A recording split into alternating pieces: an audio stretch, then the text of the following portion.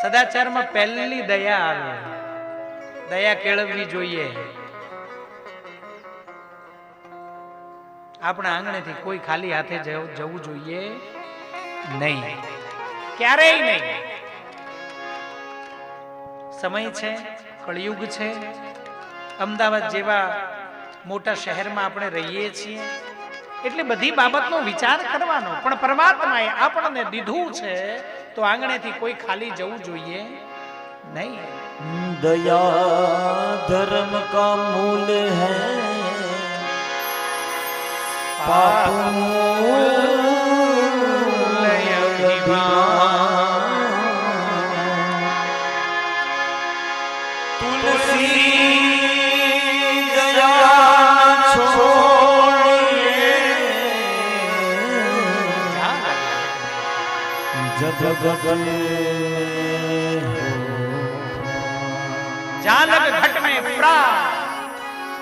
તમે જે જીવી રહ્યા છો, હાલી રહ્યા છો, બોલી રહ્યા છો, ચાલી રહ્યા છો, સાંભળી રહ્યા છો, કહી રહ્યા છો, તમને એમ લાગે છે કે આ બધું તમારી જવાની વાત નથી કે કંઈ ભરી લેવાની વાત પણ નથી.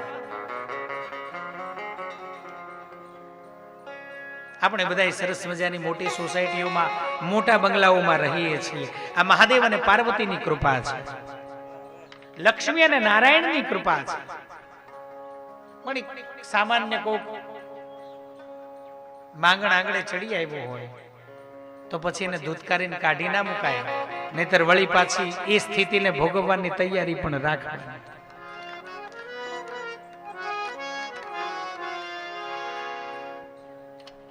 યાચકા નૈવ યાચન્તિ. તમારા ઘરે આવેલો એ માગણ માગવા નથી આવ્યો.